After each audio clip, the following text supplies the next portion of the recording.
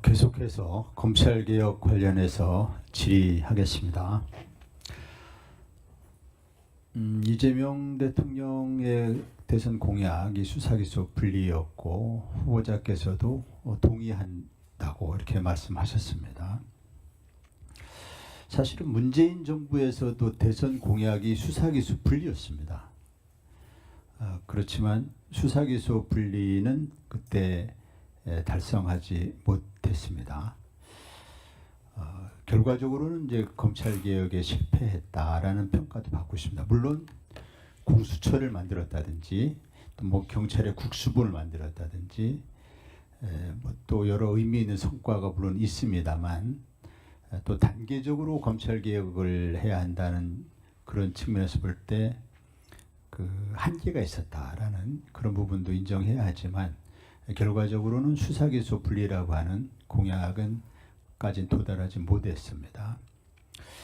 지금 검찰개혁에 대해 관심이 있는 분들은 이재명 정부는 절대 실패해서는 안 된다.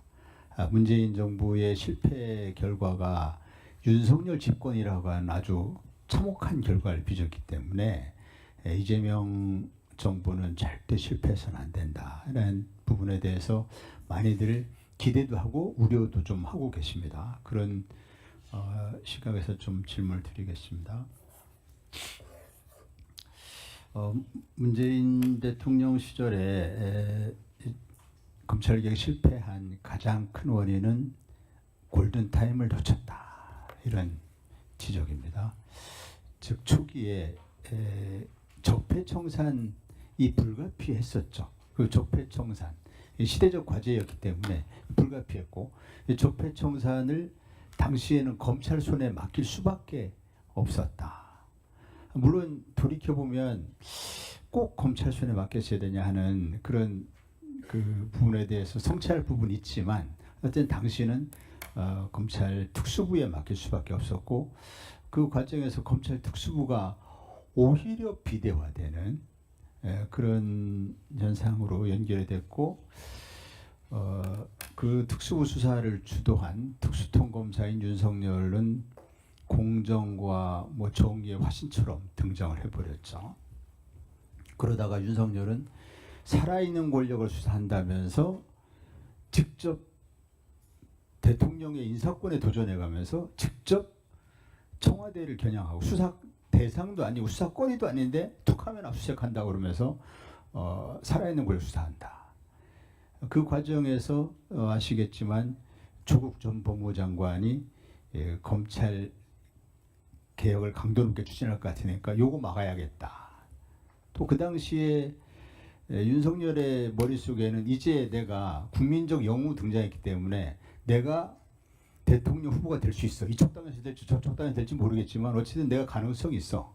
이렇게 상황을 놓고 보면 그 중에 강력한 그 경쟁자가 잠재의 경쟁자가 조국이라고 볼 수 있는데 이걸 좀 제거할 필요가 있겠다라는 생각도 했을 법합니다. 아무튼 그렇게 돼서 수사기소 분리는 결국 실패하고 검찰 정권이 탄생하게 됐습니다. 그래서 그 과오를 반복하지 않아야 되겠는데 우선 검찰개혁은 아까 말씀드린 것처럼 입법으로 해야 할 일이어서 총리로 취임하신다 하더라도 총리님의 의지, 대통령님의 의지만 가지고 되는 건 아닌 것이죠. 국회에서 입법으로 해결해야 합니다. 그 입법을 언제까지 마무리 지을 것인가에 대해서 국회에서 또 역시 많은 논의가 필요하고 국회에서 해야 할 일이지만 입법 후에도 또 유예기간, 시행까지 유예기간을 좀 둬야 한다. 이게 큰 변화이기 때문에 그러면은 1년에서 1년 반 정도 좀 시간이 걸리지 않을까 이렇게 보는 것이죠. 그 사이에 이제 정부에서 해야 할 일이 아까도 말씀드렸지만은 비입법적인 사항들, 시행령, 시행규칙, 예산, 인력, 직제 등에 대해서 아주 단호하게 또 신속하게 개혁 작업을 해야 한다 생각합니다. 후보자님 기억하시지만 21대 국회에서 그 검찰 직접사범위를 6대 범죄에서 2대 범죄로 줄이던 과정 기억하시죠? 네. 21대 국회 끝날 때쯤에 이렇게 했고 그 당시에 박흥무 원내대표, 국민의힘 권성동 원내대표 합의안도 기억하시죠? 네. 네, 그 박병석 의장님 주재로 했던 합의안 네. 기억하실 겁니다. 그 당시 검찰청법 개정안 또 합의안의 취지는 검찰의 수사권을 대폭 축소하는 것이죠. 맞죠? 네. 즉 예전에 부경공선 방대로간 6대 범죄에서 부패 경제 2대 범죄를 줄이는 네. 그런 대폭 축소하는 거였습니다. 그런데 윤석열이 집권한 이후에 한동훈 법무장관이 사실상 시행령을 통해서 직접 수사권을 다 부활시켰습니다. 아시죠? 다 네. 사실상 다 부활시켰습니다. 그 부활된 수사권을 가지고 문재인 정부 전 정권 인사 수사에 나섰어요. 대표적인 예가 서훈 전 국가안보실장을 직권남용으로 수사했고 송영길 전 당대표를 정당보 위반으로 수사했고 이재명 대통령을 위증교사로 수사했습니다. 이게 다 그 국회에서 만든 이 법인 그 부패 경제로 수사권을 축소한 그러한 입법 취지가 그대로 살려졌다면 검사가 직접 수사할 수 있는 대상 범죄가 아닙니다. 이 직권남용, 정당법 등 이것이 또 위증교사 이것이 한동훈 장관이 시행령을 통해서 늘려놓은 것이지 국회 입법 취지대로 부패 경제 한정하면 수사할 수 없는 범죄들입니다. 그렇다면 너무 당연한 이야기인데 후보자님이 총리로 취임하시면 이런 위헌 위법적인 시행령부터 당장 바로잡아야 되지 않겠습니까? 이거 어떻게 생각하십니까? 굉장히 맞는 지적이라고 생각하고요. 저도 한동훈 장관 시절에 윤석열 대통령 한동훈 장관 시절에 가장 잘못한 일이 시행령 통치라고 생각합니다. 사실상 헌법과 법률을 무시한 것인데요. 그것의 후과를 바로잡는 개선 작업이 반드시 필요한데 제가 관심이 있어서 한번 그냥 이렇게 개인적으로 살펴보니까 생각보다 상당히 많더군요.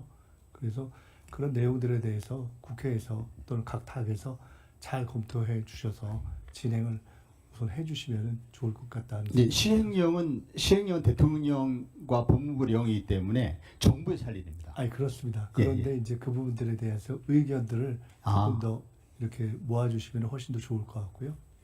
그런 것들을 포함해서 당연히 시행령은 정부에서 할 일인데 그 각각에 대해서 내용들이 많기 때문에 그런 지적도 굉장히 유의미할 것 같아서 제가 말씀을 드린 것입니다.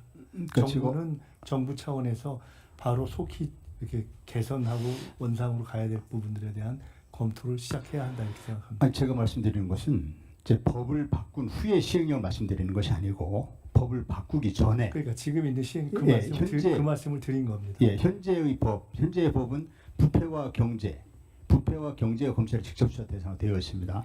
지금 한동훈 장관이 시행령으로 모든 범죄를 늘려놨습니다. 부패, 경제 모든 범죄 넣어버렸거든요. 이것은 즉각 바로잡아야 되지 않아요? 이것은 대통령과 저 건에 대해서 지금 딱 저 사안에 대해서 말씀하시는 것이죠. 제가 말씀드렸던 것은 시행령으로 이렇게 했던 부분들이 여러 개 있어서 저는 그걸 전체를 말씀드렸던 것인데요. 지금 지적하신 그 부분은 우선 바로 잡아야 되지 않느냐고 말씀을 주신 것이라면 그렇게 이해하면 그 문제는 속히 검토를 해야 한다 이렇게 생각한다는 말씀을 드리겠습니다. 시행령 통치 전반에 대해서 예컨대 그 행정부에서 위임입법의 범위를 벗어난 그런 시행령에 대해서 국회가 이걸 어떻게 바로잡을 것이냐 이 부분에 대해서 말씀드리는 게 아니고 이해했습니다. 정부가 이 형사소송법 검찰청법 개정안 부패 경제를 줄여놨는데 이것을 그 입법 취지의 정면으로 역행하게 늘려놨단 말이죠. 그래서 위헌 위법한 시행령이 된 것이죠. 이거는 바로 정권이 바뀌었다면 바로 즉각 바로잡아야 한다고 생각합니다. 이 부분은 조금 더 미룰 일이 아니라고 생각합니다. 또는 국회하고는 관계없는 일입니다. 네.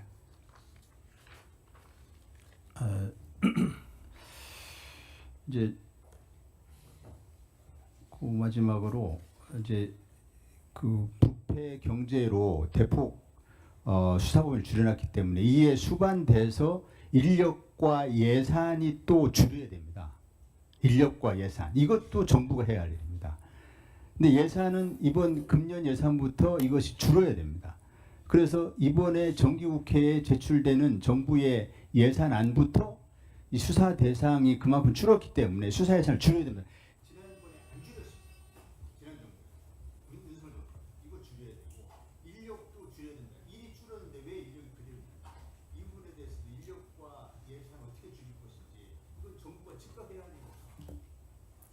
의원님께서 제가 만약에 청문회를 마치고 잘 일을 정식으로 할 수 있게 되는 상황이 된다면은 한 번 더 구체적으로 또 한번 말씀을 들을 기회를 갖고 저것을 속히할 수 있는 방법을 찾겠습니다.